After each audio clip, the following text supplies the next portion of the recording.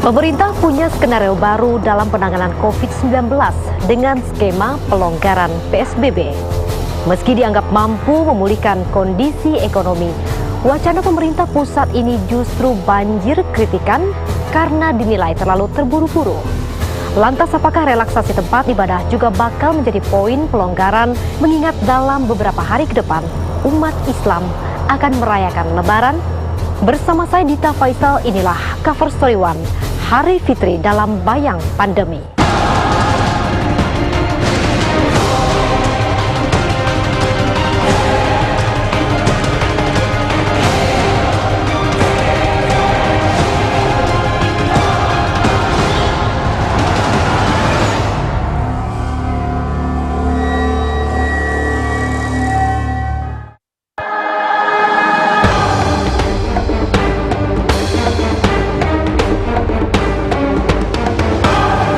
Pemerintah berencana melakukan relaksasi PSBB dengan pertimbangan untuk menggerakkan kembali aktivitas sosial ekonomi. Sejumlah pembahasan pun dilakukan untuk mematangkan kajian, bahkan beredar skema untuk menghidupkan lagi sektor industri hingga pusat perbelanjaan yang terdampak pandemi. Kan sekarang juga sudah banyak sekali juga berbagai penelitian, pandangan, research yang mengatakan mungkin kita harus beradaptasi dengan COVID. Ini juga salah satu informasi yang akan terus dijadikan bahan bagi pemerintah untuk melakukan evaluasi terhadap polisi. Sayang, wacana pemerintah pusat tersebut justru membunyikan suara sumbang dari sejumlah kalangan. Kebijakan pembatasan sosial yang kendur berpeluang memperparah penyebaran. Peraturan itu tidak boleh ambigu. Sekarang peraturannya ambigu, sehingga pelaksananya bingung, publik bingung. Nah, karena itu ketika pemerintah mengatakan akan melonggarkan, saya heran, apalagi mau dilonggarkan? Sudah longgar kok. Kan PSBB yang selama ini ada kan sudah longgar. Kalau pada daerah yang melaksanakan PSBB ini rasanya sekarang bukanlah saat yang tepat atau timingnya harus tepat. Jadi pelonggaran itu harus dilaksanakan pada saat yang tepat. Jadi kapan sih saat yang tepat yang paling aman? Sebenarnya kalau penambahan kasus nggak ada atau nol begitu. Jadi itu paling aman dilakukan pelonggaran PSBB. Jadi Indonesia kemungkinan Juli akhir atau Agustus begitu. Puncaknya Juli akhir, kemudian menurun sampai bulan Agustus. Kurva itu masih tinggi, grafik masih tinggi, akan sangat berbahaya pada saat kemudian banyak yang terinfeksi dan rumah sakit maupun tenaga medis tidak mampu lagi untuk menangani hal kesehatan ini. Namun pemerintah tak mungkin bertindak tanpa kalkulasi. Presiden Jokowi telah memerintahkan gugus tugas untuk membuat simulasi. Pelonggaran untuk PSBB agar dilakukan secara hati-hati dan tidak tergesa-gesa. Semuanya didasarkan pada data-data lapangan, pelaksanaan lapangan, sehingga keputusan itu betul-betul sebuah keputusan yang benar. Hati-hati mengenai pelonggaran PSBB. Ada sejumlah tahapan yang harus dilalui hingga suatu daerah bisa melonggarkan pembatasan sosial. Mulai dari tahapan prakondisi hingga penetapan waktu yang tepat untuk relaksasi. Kapan harus dilakukan pelonggaran? Kalau daerah itu belum menunjukkan kurva menurun, apalagi kurva melandai, maka tidak mungkin daerah itu diberikan kesempatan untuk melakukan pelonggaran. Artinya apa? Statusnya masih tetap, tidak boleh kendor. Lantas, pertanyaan kemudian muncul. Jika PSBB di sektor ekonomi mulai dikendurkan, bagaimana dengan kebijakan pembukaan tempat ibadah? Apalagi bulan suci Ramadan tinggal hitungan hari. Akankah umat muslim bisa menjalankan sholat Idul Fitri di tengah pandemi? Kalau relaksasi ibadah itu relaksasi semua lah, saya kira pasti pelan-pelan akan ada. Apalagi ibadah ya. Tapi kan tinggal dilihat kapan saat yang tepat, kemudian tahap-tahapannya bagaimana ya. Tapi tadi kami sepakat bahwa Jangan dimulai pada Idul Fitri inilah, jangan. Ini betul-betul pengeluaran massa yang luar biasa, jamaah yang luar biasa banyaknya, ya sangat riskan untuk kita mulai di sini gitu. Nanti sambil melihatlah, mungkin selesai Idul Fitri pasti akan ada pembahasan evaluasi lagi. Ya. Tadi Bapak Wakil Presiden mengingatkan para peserta rapat sekalian, pembukaan tempat ibadah sangat tergantung dari keputusan pemerintah yang berhubungan dengan apakah masih ada bahaya yang mengancam atau tidak. Kalau memang pemerintah itu mewacanakan dan ingin membuka atau merelaksasi PSBB dalam kegiatan ekonomi, saya pikir juga rasional kalau kemudian dilakukan relaksasi terhadap rumah-rumah ibadah. Hari raya memang sudah di depan mata. Jika kurva penyebaran tak jua melandai, bisa jadi masyarakat Indonesia harus berlapang dada untuk tak menjalankan sholat Idul Fitri seperti tahun-tahun sebelumnya. Namun umat Islam seyogianya tak perlu khawatir karena pahala sholat di hari raya masih bisa digapai, meski dengan tata cara berbeda di tengah wabah corona.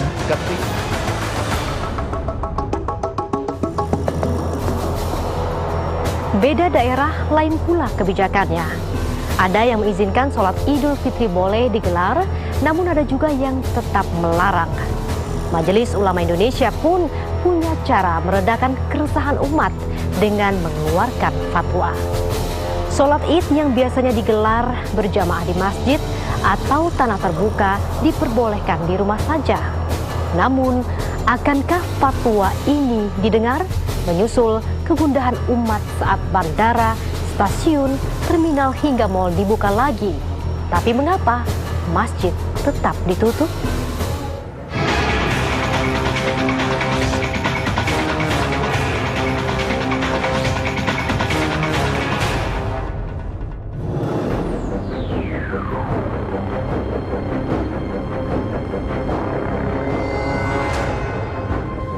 Majelis Ulama Indonesia akhirnya menerbitkan Fatwa nomor 28 tahun 2020 tentang panduan kaifiat takbir dan sholat Idul Fitri di kala pandemi. Pelaksanaan sholat Id akan disesuaikan dengan situasi dan kondisi corona di suatu wilayah di dalam negeri.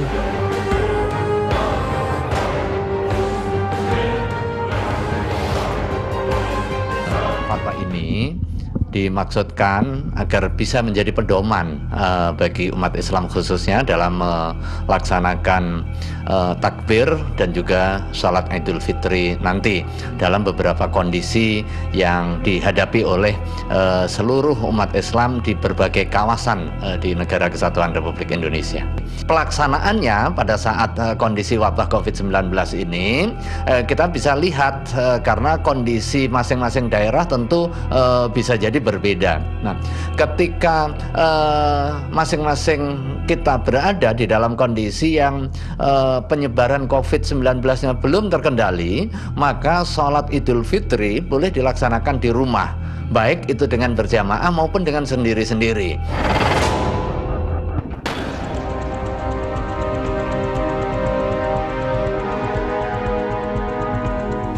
Sementara berkaca dari kondisi pandemi terkini, ditambah polemik yang berkembang, pemerintah Provinsi Jawa Timur akhirnya membatalkan izin sholat Idul Fitri berjamaah yang sedianya akan digelar di Masjid Nasional Al-Akbar, Surabaya. Pembatalan itu pun hanya berjarak kurang dari sepekan sejak rekomendasi tertanggal 14 Mei 2020 itu diterbitkan. Pembatasan itu ya ada aturan-aturan ya, protokol kesehatan harus diterapkan, jadi harus ketat, mereka pakai masker misalnya dan seterusnya. Bahkan di Masjid Al-Akbar ini itu di samping menjarahkan model zigzag, jadi sangat sudah memenuhi persyaratan untuk menjaga jarak gitu. Sehubungan dengan belum menurunnya angka penularan COVID-19 di kota Surabaya dan menghindari adanya pro kontra terhadap isi surat serta bias dalam implementasinya, maka surat nomor 451-7809-012 tanggal 14 Mei 2018 perihal himbauan kaitan takbir dan salat Idul Fitri Masjid Al-Akbar, sekali lagi ya, Masjid Al-Akbar Surabaya ditinjau kembali dan dinyatakan tidak berlaku.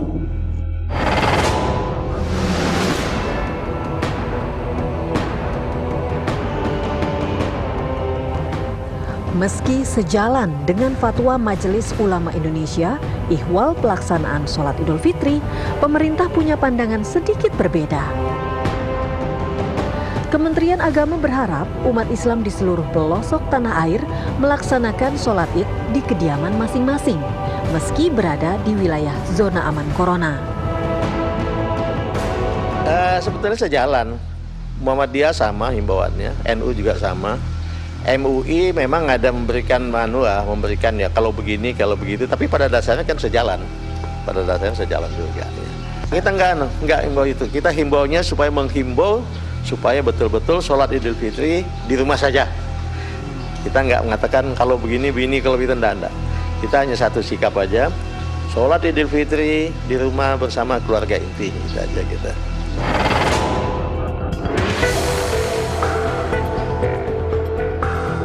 Imbauan pelaksanaan ibadah di hari raya pun dinilai efektif untuk menekan angka penularan kasus positif agar tak semakin masif.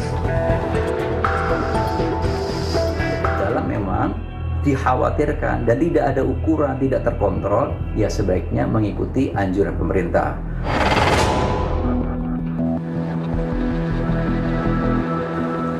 Kendati seruan sholat Idul Fitri di rumah digaungkan, namun sejumlah wilayah bersikukuh menggelar sholat Id berjamaah di masjid. Satu wilayah Pandeglang, Kabupaten Pandeglang dipandang sebagai daerah dengan penyebaran COVID-19 yang terkendali. Dengan pertimbangan sebagaimana poin 1, maka sholat Idul Fitri di Kabupaten Pandeglang atau di wilayah Kabupaten Pandeglang dilaksanakan seperti biasa, namun tetap dengan melaksanakan protokol kesehatan secara optimal.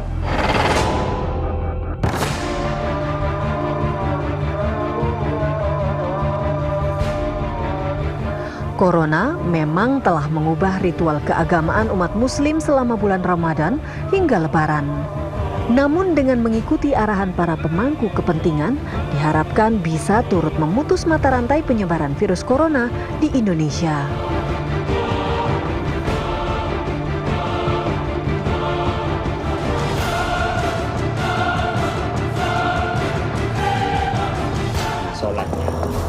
Lantas seperti apakah tuntunan sholat Idul Fitri di rumah dari Majelis Ulama Indonesia?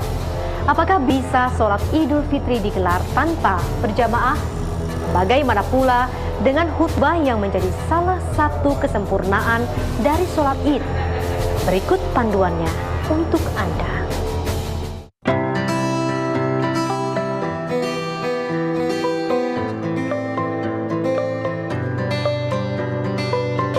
Sholat Idul Fitri di rumah boleh dibilang tak lazim, sebab tidak semua umat Muslim pernah melakoninya. Diakui bagi sebagian Muslim, sederet keraguan menggayuti tatkala sholat Idul Fitri harus ditunaikan di rumah. Dari MUI juga belum ada pengumuman bebas. Ya menurut saya kita ikuti MUI saja kan yang mengeluarkan fatwa MUI. Penting sekarang kita harus jaga kesehatan, itu saja.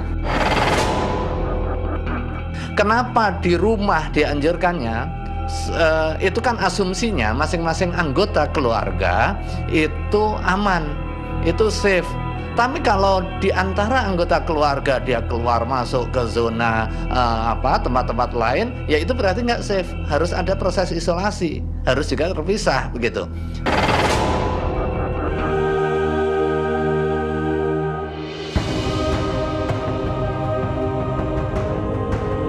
Merujuk pada panduan MUI, sholat Idul Fitri di rumah secara berjamaah dapat dilakukan dengan minimal 4 orang. Keempat orang itu terdiri dari 1 imam dan 3 makmum. Namun, bila jumlahnya kurang, sholat Idul Fitri dapat dilakukan sendiri. Nah, sholatnya seperti halnya ketika kita sholat di masjid atau di lapangan dengan cara sholat lebih dulu. Nah, kita tidak pakai adzan dan qomat, cuman sholatu jami'ah, cuma gitu saja. Mari kita laksanakan sholat secara berjamaah. Lalu imam takbiratul ihram, sebagaimana kita nawaitu manya usolli sunnata Idul Fitri rakaat lillahi ta'ala, niat saya sholat Aid 2 rakaat karena Allah Ta'ala. Niatnya di hati, kalau lafaz hanya untuk melafazkan saja. Nah, kita takbir Allahu Akbar, diam sebentar, lalu kita takbir lagi Allahu Akbar. Di sela-sela takbir baca subhanallah walhamdulillah wala ilaha illallah wallahu akbar, takbir lagi Allahu Akbar. Begitu juga sampai 7 kali. Lalu kemudian kita baca doa iftitah, dan lalu kemudian baca Fatihah, Alhamdulillahirabbil alamin arrahmanir rahim maliki yaumiddin, dan selanjutnya lalu amin, berhenti sebentar, memberi kesempatan kepada makmum untuk membacanya. Nah, setelah itu baru dilanjutkan dan dibaca surat. Boleh surat yang pendek-pendek, tapi kalau di dalam hadis dianjurkan baca surat Qaf atau Al-A'la, Sabbisma rabbikal a'la. Kemudian ruku, i'tidal, sujud 2 kali, lalu bangkit, namanya takbir intiqal, Allahu Akbar, untuk berdiri. Nah, selain takbir intiqal itu takbir lagi 5 kali, baca subhanallah walhamdulillah wala ilaha illallah wallahu akbar sebanyak 5 kali. Kemudian baca Fatihah, dan setelah baca Fatihah amin, berhenti sebentar, memberi kesempatan kepada makmum untuk membaca surat Fatihah. Kemudian lanjutkan dengan baca surat pendek. Kalau memang ketepatan mau hafal, kalau hafal seperti hanya ditunjukkan oleh Rasulullah, baca Al-Ghasyiyah atau Al-Qamar. Kalau enggak, surat apa saja terserah, mau baca surat Al-Ikhlas, Qul huwallahu ahad Allahus samad, atau baca Al-Kautsar yang pendek-pendek, silahkan yang hafal saja. Dan baca 1 surat itu lebih baik daripada baca banyak ayat tapi tak tuntas. Nah, kemudian ruku, i'tidal, sujud 2 kali, tasyahud, salam. Assalamualaikum, assalamualaikum.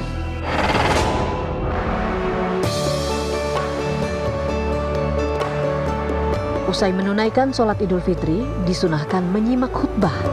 Namun, jika jumlah peserta sholat Idul Fitri kurang dari 4 orang atau tidak ada yang berkemampuan menyampaikan khutbah, maka sholat Idul Fitri di rumah boleh ditunaikan tanpa khutbah. Ini agak berbeda dengan pelaksanaan salat Jumat. Kalau salat Jumat itu wajib hukumnya bagi setiap individu-individu muslim yang memenuhi persyaratan, dan kedudukan khutbahnya itu sebagai rukun dari Jumu'ah, sehingga harus ada dia. Sementara kalau salat Idul Fitri, kedudukan khutbahnya itu hukumnya sunnah. Maka sekalipun dia sholat sendiri di rumah tanpa khutbah, itu sah sholat Idul Fitrinya. Khutbah rukunnya cuma 4. Yang pertama adalah sholawat, Allahumma sholli ala sayyidina Muhammad wa sallim. Lalu bertausiah, takwa Allah, ittaqullah haqqa taqwa, kepada Allah. Bahasa Indonesia juga nggak apa-apa. Kemudian baca Al-Quran. Baca Al-Quran ini boleh di khutbah pertama, boleh khutbah kedua. Kemudian duduk sebentar, tumaknina. Nah, bangkit, baca lagi sholawat sebagaimana yang pertama, tausiah lagi, takwa kepada Allah. Mau baca Quran silahkan, nggak baca juga nggak apa-apa, karena baca Quran boleh di khutbah pertama, boleh khutbah kedua. Lalu doa, itu rukunnya 4, itu udah selesai.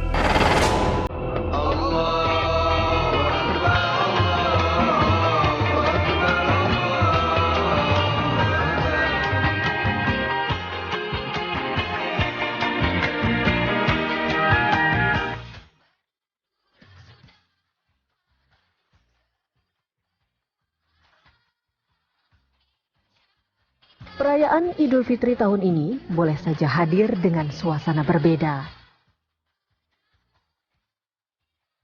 Namun begitu, suasana ini semestinya tidak menghalangi umat untuk tetap hikmat menunaikan ibadah menyambut hari kemenangan.